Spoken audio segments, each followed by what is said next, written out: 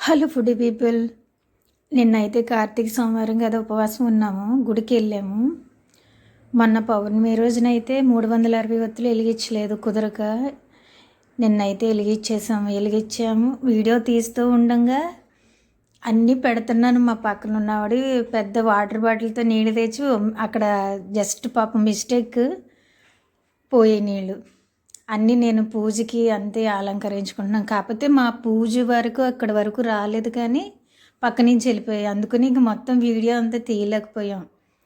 నిన్న మట్టుకు బాగా జరిగింది. జస్ట్ ఇది ఒత్తులు పెడుతున్నాను, వాటర్ మొత్తం అటు వచ్చేసింది. ఇంకా అందుకని ఫుల్ వీడియో అయితే తీయలేకపోయాను. దీపాలు వెలిగించడం అవన్నీ. గుడి అయితే చాలా ప్రశాంతంగా ఉంటుంది. అమ్మవారి టెంపుల్ అయితే ఇక్కడికి వచ్చి ఎప్పుడు ప్రతి సంవత్సరం ఎక్కువ ఇక్కడే వెలిగిస్తాను, ఎందుకంటే మా ఇంటికి దగ్గరలో ఉంటుంది ఈ టెంపుల్ అయితే, శివాలయం కాబట్టి 360 ఒత్తులే వెలిగించేసాము. ఉసిరిగా అంటే రోజు వెలిగిస్తున్నాంలేండి, మామూలుగా ఉసిరి ఒత్తి అయితే. నిన్న ఉపవాసం కదా, కొంచెం నీరసంగా కూడా ఉంది. పని ఎక్కువైపోయేసరికి కొంచెం నీరసంగా కూడా ఉంది. గుడి అంతా తీసాను. జస్ట్ ఇంకా దీపాలు వెలిగించేటప్పుడు మట్టి తీయడం అయితే అవ్వలేదు. ఈ పక్కన కాలువ కూడా ఉంటుంది, చాలా బాగుంటుంది ఈ గుడి అయితే. అసలు చాలా అంటే చాలా బాగుంటుంది టెంపుల్ అయితే మట్టుకి. శివాలయంలో మట్టుకి శివుడి దర్శనం కూడా బాగా జరిగింది. ఇంకా ఒత్తులు వెలిగించేసుకుని కొంతసేపు కూర్చుని, ఒత్తులు కొంచెం కొండ ఎక్కే వరకు అక్కడే కూర్చున్నాం. ఇంక అప్పుడే వస్తున్నారు, మా పూజ అయిపోయింది. ఇంక జనాలు ఒకరు వస్తూనే ఉన్నారు. ఈ టెంపుల్ అయితే చాలా బాగుంటుంది.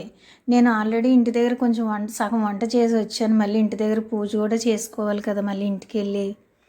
అందుకని గబగబం కొంచెం వంట వరకు చేసా, సగం వంటే చేసా, ఫుల్గా చేయలేదు. ఎందుకంటే మళ్ళీ టెంపుల్ రష్ అవుతే అసలు దీపాలు కొండెక్కకుండానే తీసి పక్కన పెట్టేస్తున్నారని కొంచెం తొందరగా వెళ్ళాల్సి వచ్చింది.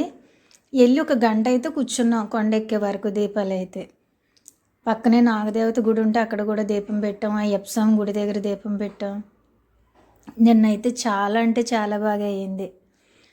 మొన్న పౌర్ణమి రోజున వెలిగించుకోలేదని కొంచెం బాధ అయితే వేసింది, కానీ ఇంకా అస్సలు అవ్వలేదు. అసలు ఆ రోజైతే అస్సలు కుదరలేదు. ఇదే ఇంటి దగ్గర కూడా బాగా వెలిగించేసుకున్నాము, చాలా బాగా చేసుకున్నాం ఇంటి దగ్గర కూడానే.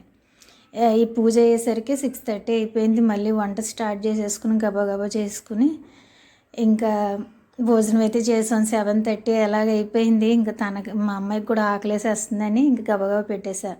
భోజనంలోకి అయితే చిక్కుడుకాయ టమాటా ఉండే, చుక్కకూర పచ్చడి చేశాను, పప్పు ఆకుకూర వేసాను, ఇంకోటి బెండకాయ ఫ్రై చేశాను, పెరుగు, అంతే. పరవన్నం అయితే వండాను నేను నైవేద్యానికి అయితే. ఎక్కువ నేను పరవన్నమే చేస్తాను, చలివిడి వడపప్పు పరవన్నం. ఏ టెంపుల్కి వెళ్ళినా మ్యాక్సిమం అదే ఎక్కువ. నేను చలివిడి వడపప్పు పరవన్నం అయితే కంపల్సరీగా చేస్తాను.